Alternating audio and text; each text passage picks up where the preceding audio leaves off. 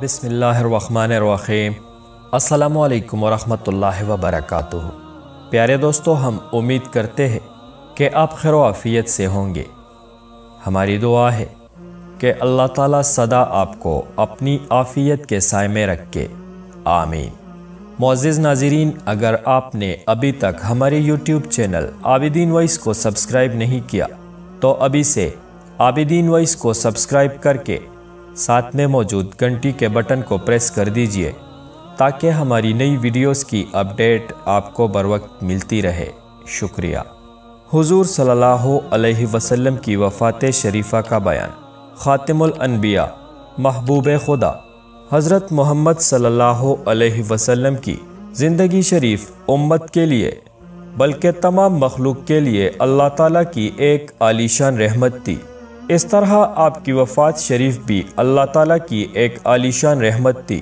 آپ صلی اللہ علیہ وسلم نے ارشاد فرمایا کہ جب اللہ تعالیٰ اپنے بندوں میں سے کسی امت پر رحمت اور مہربانی کرنا چاہتا ہے تو اس کی نبی کو امت سے پہلے وفات دیتا ہے اور اس نبی کو امت کے لیے عیش و آرام کا سامان کرنے کو آگے بھیج دیتا ہے، اور جب کسی امت کو اللہ تعالیٰ غارت کرنا چاہتا ہے تو اس کی نبی کی زندگی میں ہی اس امت کو غارت کر دیتا ہے، کیونکہ اس امت نے اپنی نبی کا کہنا نہ مانا، اس لیے اس امت کو غارت کر کے اس نبی کی آنکھیں ٹھنڈی کر دیتا ہے۔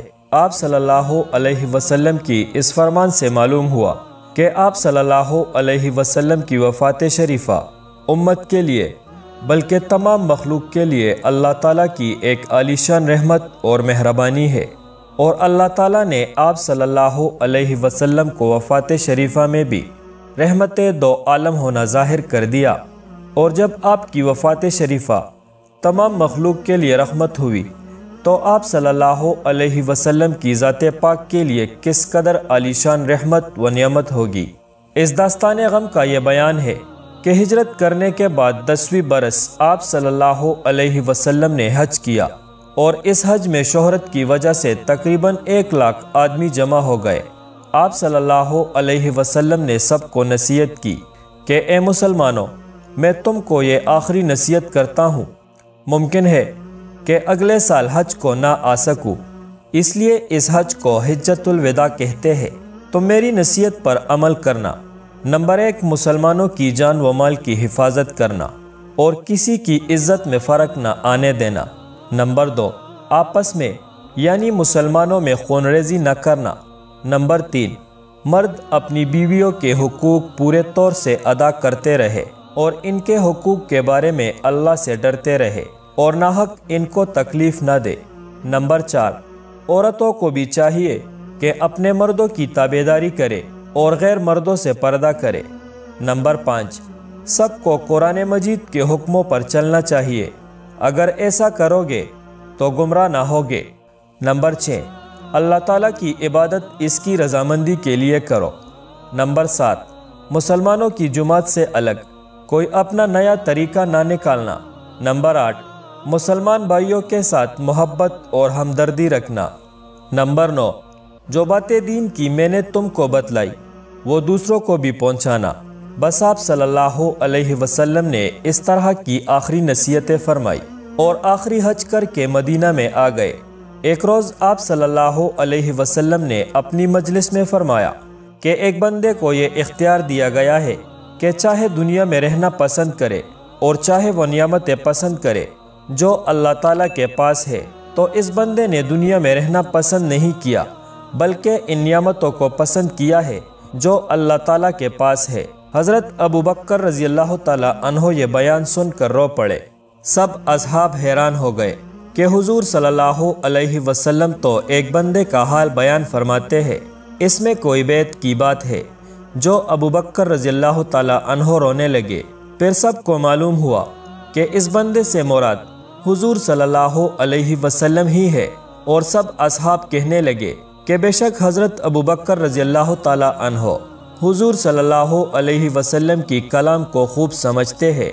حضور صلی اللہ علیہ وسلم نے حضرت ابو بکر رضی اللہ تعالیٰ عنہ سے فرمایا کہ آپ گھبرائے نہیں، صبر اور ہمت سے کام لے، اور سب اصحابوں سے فرمایا کہ اے تابعدارو، تم سب سے زیادہ احسان مجھ پر صدیق اکبر نے کیا ہے کہ اپنا مال و جان سب قربان کر دیا، اور میں ان کا بدلہ ادا نہیں کر سکتا۔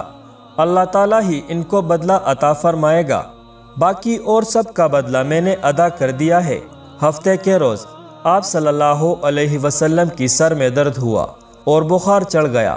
آپ صلی اللہ علیہ وسلم بخار اور درد کی تکلیف سے بہت بے چین ہو گئے اور بیماری زور پکڑ گئی، تو آپ صلی اللہ علیہ وسلم نے حضرت فاطمہ رضی اللہ تعالیٰ عنہ کو بلایا۔ حضرت فاطمہ رضی اللہ تعالیٰ عنہ نے فرمایا کہ اے ابا جان، یہ ایک خاص بات کی بات ہے کہ میں کیوں روئی اور کیوں ہنسی۔ ابا جان نے میری کان میں فرمایا ہے کہ بیٹی، اب میں تم سے جدا ہونے والا ہوں، تم اللہ سے ڈرتی رہنا اور سب کام اللہ کے حکم کے موافق کرنا اور میری جدائی پر صبر کرنا۔ بس یہ خبر سن کر میں رو پڑی۔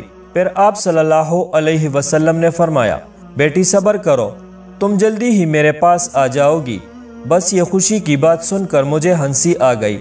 حضور صلی اللہ علیہ وسلم کمزوری کی وجہ سے مسجد میں نہ جا سکے تو فرمایا کہ ابو بکر نماز پڑھائے۔ حضرت عائشہ رضی اللہ تعالی عنہ نے فرمایا کہ یا رسول اللہ، میرے ابا جان دل کے بہت نرم ہے، آپ صلی اللہ علیہ وسلم کی جگہ خالی دیکھ کر وہ بے چین ہو جائیں گے اور نماز نہیں پڑھا سکیں گے، بہتر ہے کہ یہ خدمت کسی اور سے لی جائے۔ آپ صلی اللہ علیہ وسلم نے فرمایا کہ اللہ کی اور میری خوشی اسی میں ہے کہ ابو بکر نماز پڑھائے، اور آپ صلی اللہ علیہ وسلم نے حضرت بلال رضی اللہ تعالیٰ عنہ سے فرمایا کہ ابو بکر سے کہو نماز پڑھائے۔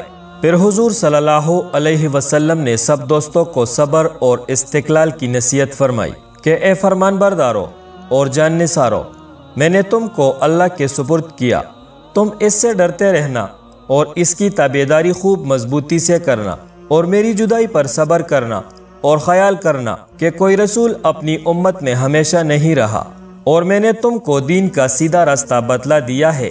یعنی رسول پاک صلی اللہ علیہ وسلم چاہتے تھے کہ مرض بڑھ رہا ہے، بہتر یہ ہے حضرت عائشہ رضی اللہ تعالی عنہ کے یہاں رہوں، مگر ان کی یہاں رہنے کی باری نہیں تھی، انصاف کی وجہ سے مجبور تھے، اس لیے سب بیویوں سے اجازت لینی چاہیے۔ سب بیویوں نے خوش ہو کر فرمایا کہ یا رسول اللہ، ہم آپ صلی اللہ علیہ وسلم کی خوشی میں راضی ہے۔ آپ صلی اللہ علیہ وسلم خوشی سے حضرت عائشہ رضی اللہ تعالی عنہ کے یہاں تشریف لے جائے۔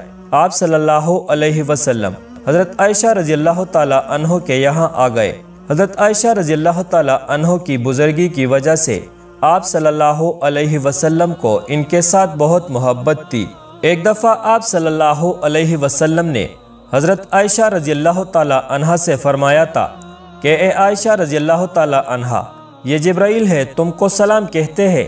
حضرت عائشہ رضی اللہ تعالی عنہ نے جواب میں فرمایا وعلیکم السلام ورحمۃ اللہ، اور عرض کی یا رسول اللہ، بے شک جو آپ صلی اللہ علیہ وسلم دیکھتے ہیں میں نہیں دیکھتی۔